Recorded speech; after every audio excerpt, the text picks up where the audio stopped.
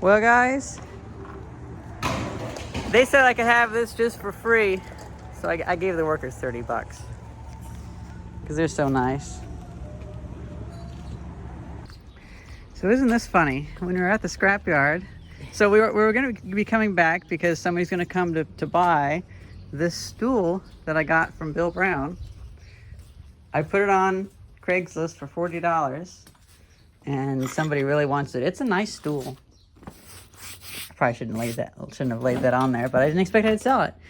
And then when we were at the scrapyard, somebody said that they're going to come by and buy the silkscreen supplies we picked out of the garbage. You know, I didn't mean to necessarily give them $30, but I ran out of small bills, and I was like, you know what? They've helped us so much. They have. They're good guys. Yeah, and there's this one guy named Ramil that he's such a nice person. He's always like, oh yeah, you come and get stuff, that'd be great. And he even loads the stuff up for us all the time. And so I was like, you know what? Yeah. So we're getting cylinders that we want, and we're passing it forward, and a radio. Well, I'm sure they're going to come any minute, so I'll get the sales done, and then we can look at the stuff. Well, that was a delight. I offered 2 books to the lady that wanted the silk screening stuff, and then I was like, you know what, this one's actually pretty cool, so I would charge $10 for this one. And she said that, I think it was her granddaughter, was a little too young anyway, so she just took the other one, which was more of a crafty kind of themed one about how to do silk screening. And this one I'll keep for myself or sell. But yeah, she even gave me $20. That was so nice. And I also inspected these. They're all empty. So that's a lot easier because I don't have a CO2 regulator. And I do have an oxygen regulator actually. And this propane is empty too. This one really interests me for all sorts of experimentation. Well, I think it's safe to say this is worn out. The thread's actually stripped out.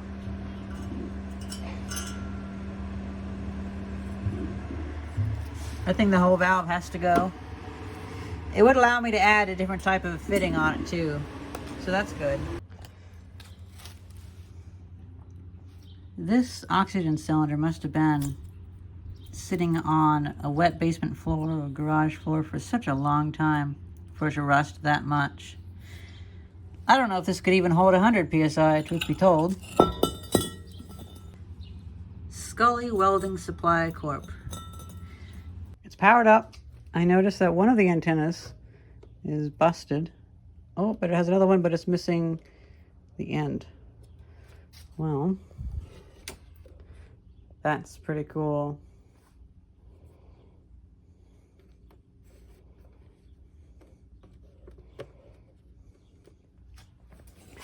Let's see.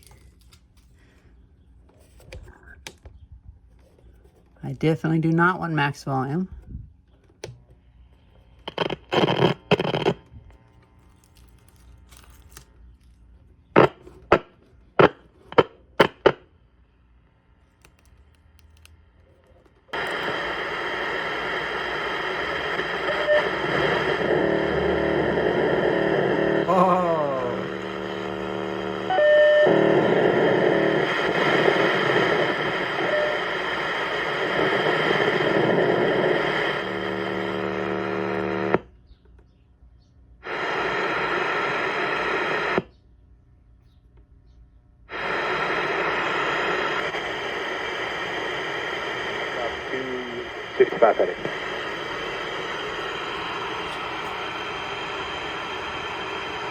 Climb and maintain 10,000 up 2916.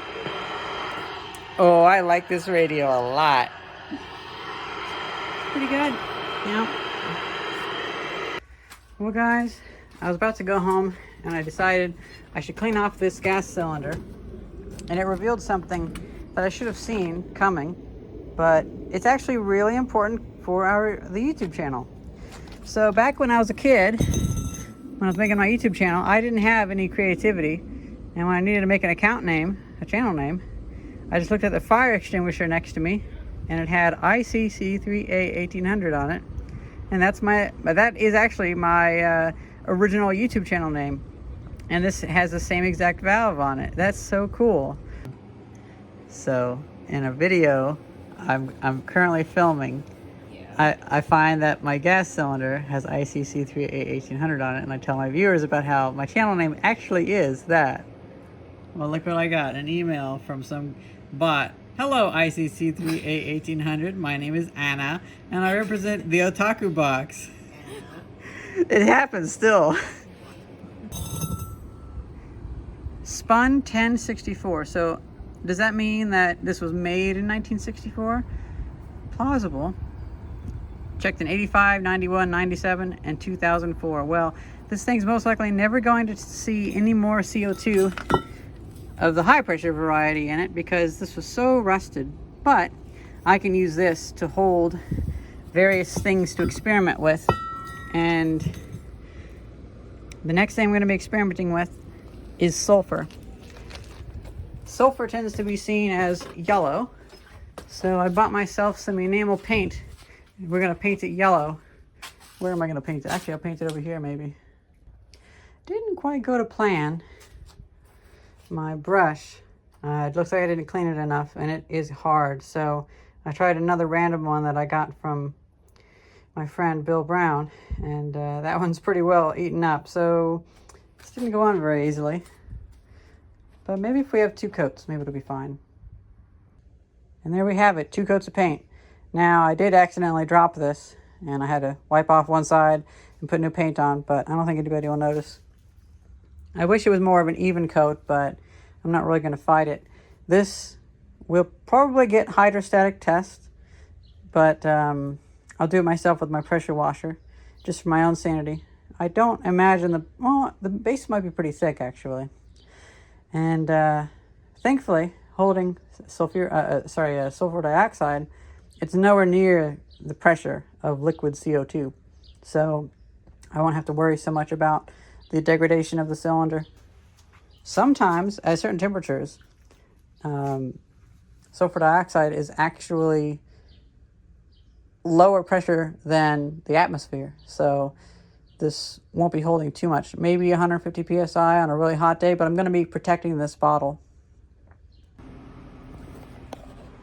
It's been a number of months, I think 2 months, since I initially got these cylinders, and I believe that radio with it. I think it's the same garbage tape video. Well, I got the stuff to pressure test it with the, do a hydrostatic test, but I haven't quite done that one. This one is complete. However, that fitting was hit really hard. Well, I repaired it, at least mostly. I ground it down, and then I took some 400 grit sandpaper, probably should do even finer sandpaper, and I sanded it all smooth. Then I took a triangular file and I cut these threads back out. Let's see if the thread adapter will fit, because this is also a CO2 canister, a Lux for a CO2 canister, and it has a CO2 fitting just like that. Ooh, it fits beautifully. It actually took me 2 days to find this. It was just, well, I put it in a place where it was actually supposed to be, but I checked everywhere else first, and I forgot I'd even had that place. The inevitable thing happened like a month ago. I was moving something, and then something did like an annoying fall where it whips the cable around, and it hit that and knocked it over and bent the antenna. It actually really irritates me when something falls annoyingly or catches annoyingly, where it's like, what are you stuck on? Or how the hell did it pull all that stuff down? But it's just a oddity of physics. I'm wondering if I can use my torch to straighten it. It did fully bend, and I have been keeping it mostly closed so as to avoid this, but I didn't want to fully close it, otherwise this would get lost inside of the antenna again. We also have a mission today. Today is Thais and her twin sister's birthday, so me and my brother-in-law have decided to treat them to grilling at the park, and they want a radio. So we're going to have this radio. But the controls are all kind of messed up and the antenna's messed up. So we're going to use some neutral control cleaner to clean the controls on here so it's not so... I'm pretty happy that I purchased this.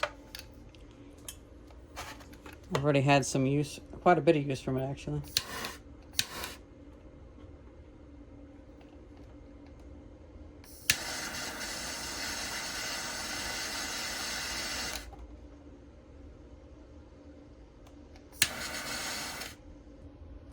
So it is cracked halfway across, but let's let it go as it is. Let's heat it up to red hot.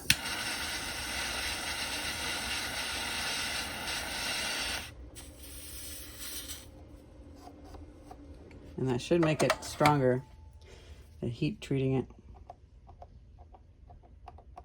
Okay. And it mostly works okay. I might just... Oh!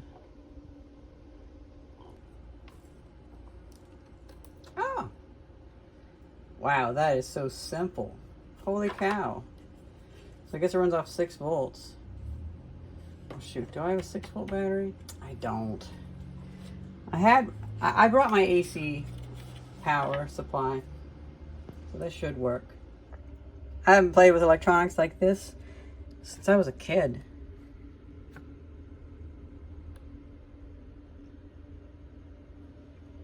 This is definitely some cheap radio stuff. This is the kind of thing that people would complain about.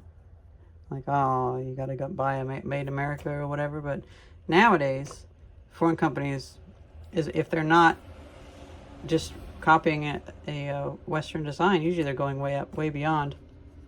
Still though, I think that they should make locally for local instead of just making something and shipping it all around the world. Yeah, that's unfortunate. The screws are right behind that metal. I see why they did that too. I've taken to prying open the backs of the switches with my knife and then just dousing it.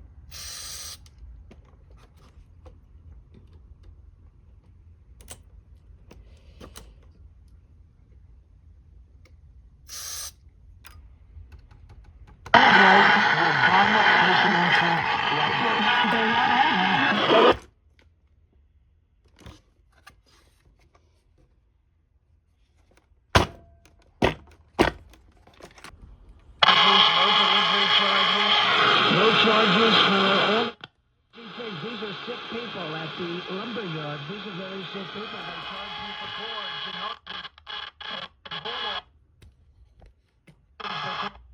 hidden charges is the type of surprise. See, it's like an October.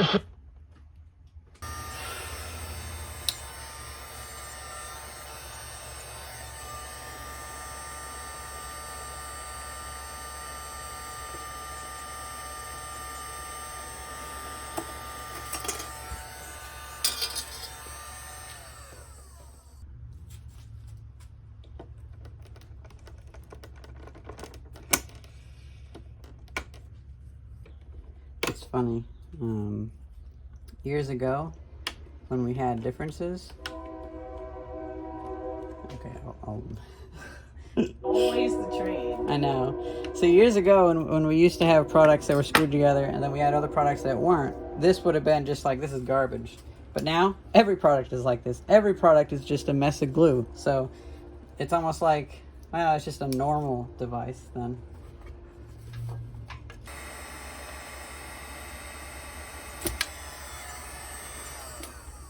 And here's the worst part. The screws are not available through this. So it is just 2 layers that are glued together. So I didn't have to take that off.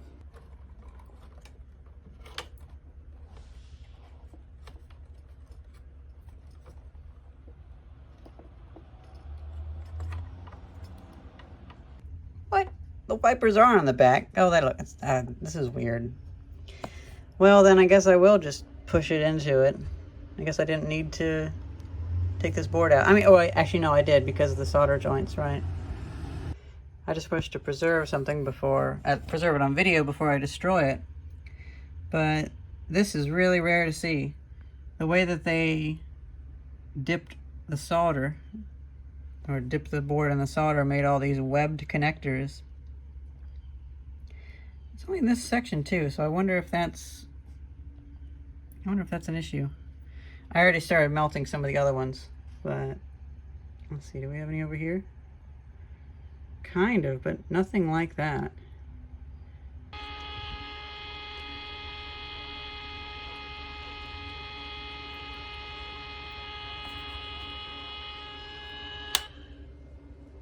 Okay, I think we're good. So I got it back together. I tested it a few times. It's still working pretty well, so it's just those capacitors. I noticed that whenever they assembled it, they only put the Loctite on the top of the screws, not underneath the screws. So, I mean, I have all the sympathy in the world for the people that made these, because it is probably a really shitty job. Like, no, definitely no air conditioning. They were probably pretty hungry too. And well, I found on the back of this plate, it looks like they reused them. I wonder what band selector, I wonder what radio this was originally from. That's kind of interesting. That's like finding at the bottom of arcade cabinets the reused arcade machines. Like, I know my Mappy cabinet that I sold to Ollie, that had a Super Pac-Man cabinet underneath it. I just decided to check. Does it even like the output of this? It's supposed to be pure sine wave, but sometimes these don't like these. These expect AC.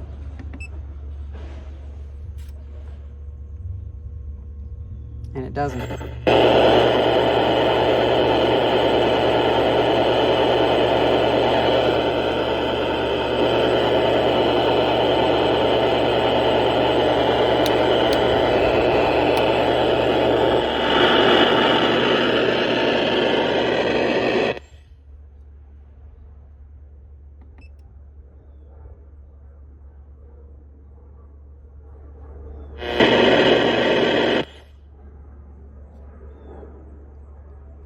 An interesting sound effect, though. Oh, that's with the volume off. That's with off.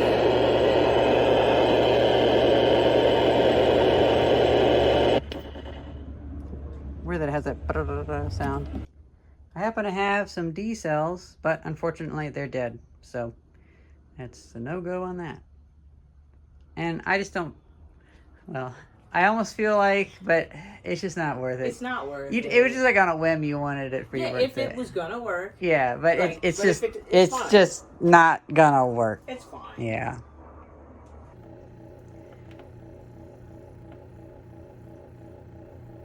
So I'm running the refrigerant extraction pump, and I'm putting it into this cylinder.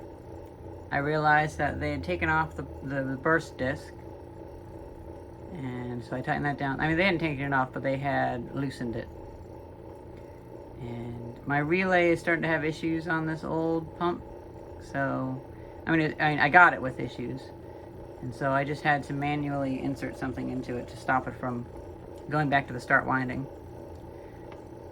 It didn't really like lower than 25 FPS, but once we got past that, it did perfectly fine. I'm filling up this tank, and I want to do a pressure test of the fitting that I made, which I'm not super confident in. But then I also want to do a pressure test of the tank itself.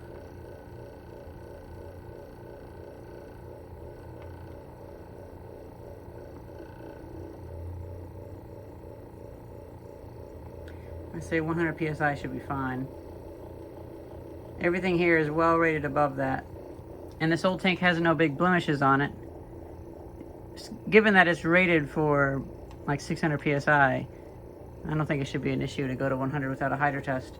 The little yellow one being so deteriorated, I bought a hydro test fitting, but I don't really have the time to do a hydro test of it. I just won't be using it for anything until then. It does worry me how rusted it is on the underneath. All right, I found one leak, and I believe the issue is, well, I'm buying shit from China, and it's always just pumped out really quickly and not very good specifications. But I only put one loop of Teflon tape on it, so this time I used some soapy water, and I found two leaks, one here and one here. I didn't want to use this one, but I forgot to buy the piece for here. I was wanting to do it all out of brass, but oh well. I opened this one up. I put 3 layers of Teflon tape, and I'll open this one up, and I'll do the same. Seems like it's just a bit rough on this piece.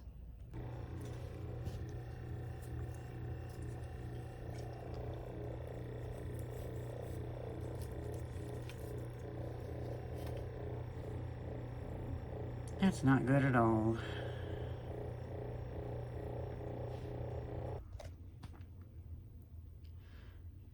I have this turned off, so it's just what's in this hose. It's not going down too fast, but still going too fast for my liking.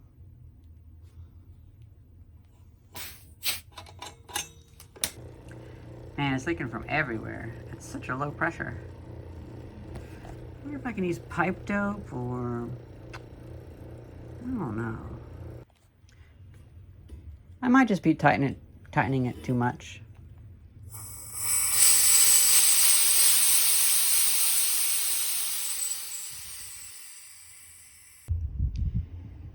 Here's a view of the burst disc.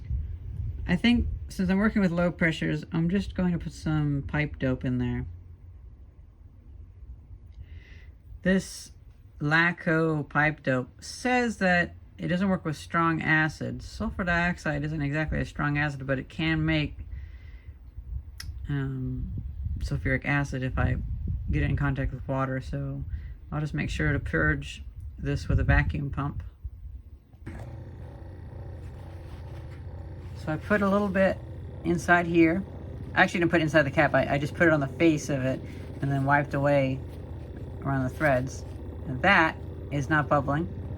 I didn't do this one. It's still bubbling. I did this one. And it's not bubbling either. And there it finally went pop and threw a whole bunch of that pipe dope around. Big leak. Okay, well. I think it's safe to say that this is just the issue with super cheap Amazon parts, because I'm looking at the thread profile and the threads are just too deep, and so that's not good. And it's all the parts that I got super cheap from Amazon that are giving me issues, not the parts that I got from eBay that I paid a little bit more for. I'm noticing that it's wearing off the tips of the threads, which I've had that happen with, I was currently helping the deli, and I could not get them to be sealed. I just had to solder them together. And in this case, oh shit, maybe I have to do the same thing. Going light doesn't help, going hard doesn't help. It's just not the right geometry. Yeah, so it's just one of those things that I've had to start doing in the past year, because some of these that they're making, they just don't really line up. Maybe they expect they can get away with it because the other pieces that are made right make up for the sloppiness in these designs. But here lately, I've just been having to solder these together. But I do just lightly tighten them together, so I could unsolder them if I so wished. Well, I am happy. You can hear my happiness. It sounds like a train.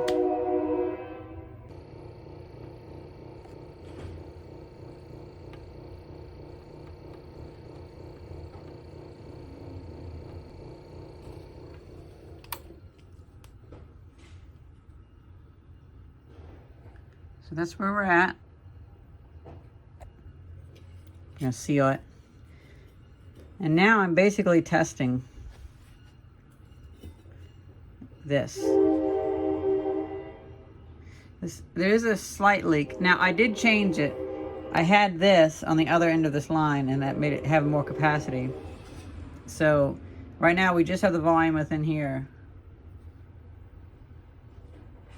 It does empty fairly quickly, but I think it shouldn't be a problem as long as that seals. It's late at night now, and previously only about 10 minutes after I had filled it up, I tested it again, and it was actually like one line lower than the 100 psi. But that might have been due to it lowering in temperature and not condensing, but well, maybe the moisture condensed out of it. Because even whenever it's at 100 psi and I release it, this gets pretty cold just from the air expanding. Well, we have this closed off.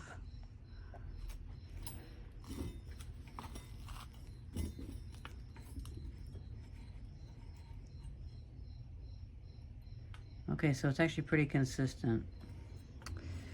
Well, it does make me feel better. I am tightening it down pretty tight. It's the next day, and I just realized temperature plays a big part in this because it was down, I would say, one line this morning, but it was a pretty chilly day, or a pretty chilly night.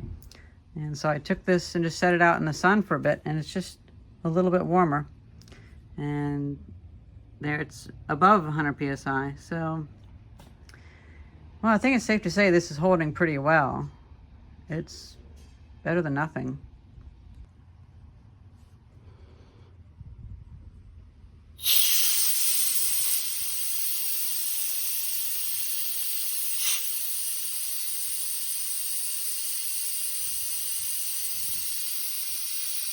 I'm still not even working with that just yet. Okay. I'm just evacuating this so that when we put the SO2 in there, it's pure. So when I put it in the other one. Okay. So we're pulling a vacuum. I got my hose flipped around. I didn't realize that it had like the one-way valve on it. And first time using these longer hoses actually. I bought them just for this. I bought a lot of this stuff just for this.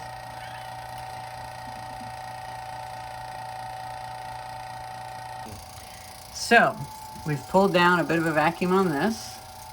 You know, it doesn't have to be perfect because these do operate with floats and stuff, so yeah, but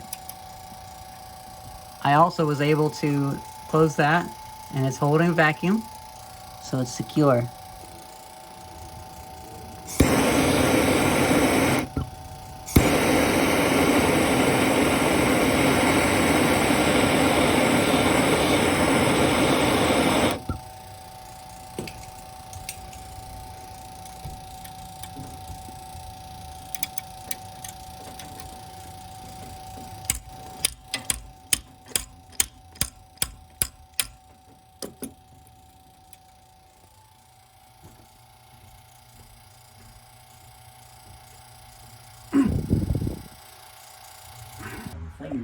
Did a lot of antique glass. Unfortunately, he just passed away. Oh, that's a shame. So, I don't know what they're going to do with all of the glass and stuff. Okay, it's just me. I told them to go outside. We have the fan running.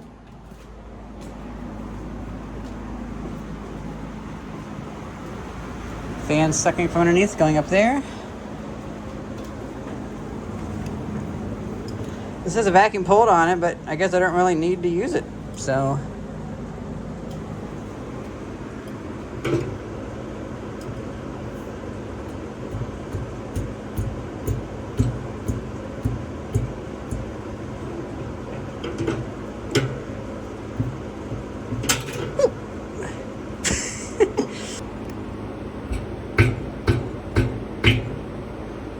I had to torture more than I wished, but oh well.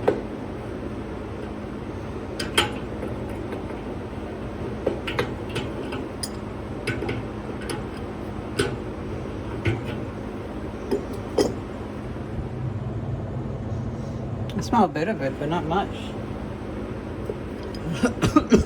You can tell.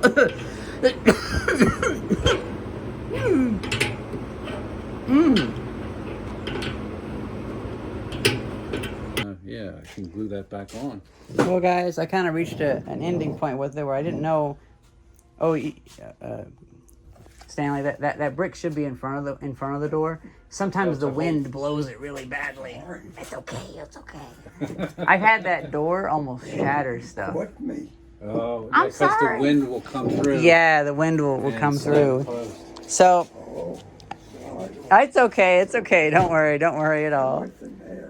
Oh, okay. I just didn't want the door to hit you because sometimes the wind comes through and closes really hard. I'll let you know. Okay.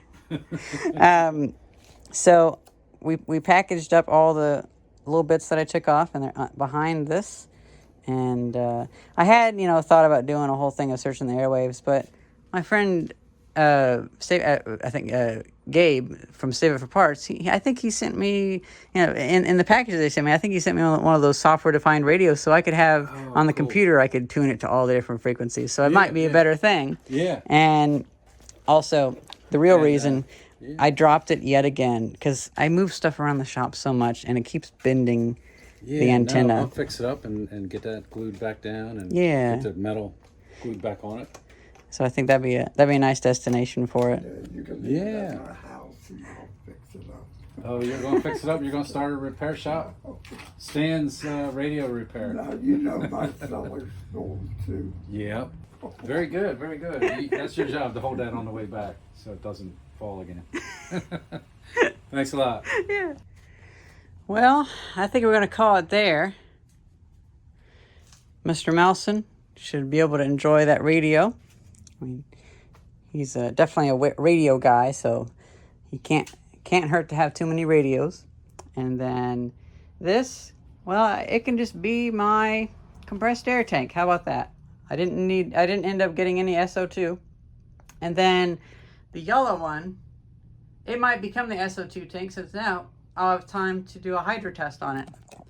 I'm not going to use it without a hydro test because of all the oxidation on the bottom. And, well, that's pretty much it. It took like 2 months to film this video. It's funny.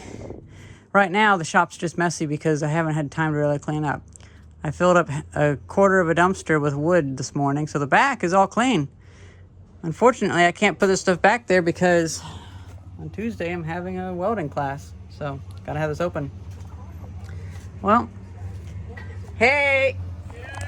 Coming out. Okay. Well, DeMarco's gonna come over, and I'll wait for him a little bit, but I'm gonna call it there because we got a storm coming in. It's a little bit warm. Just having some issues with the heat, and that's a good place to end it. Hope you guys enjoyed this video, and thank you very much for watching. See ya.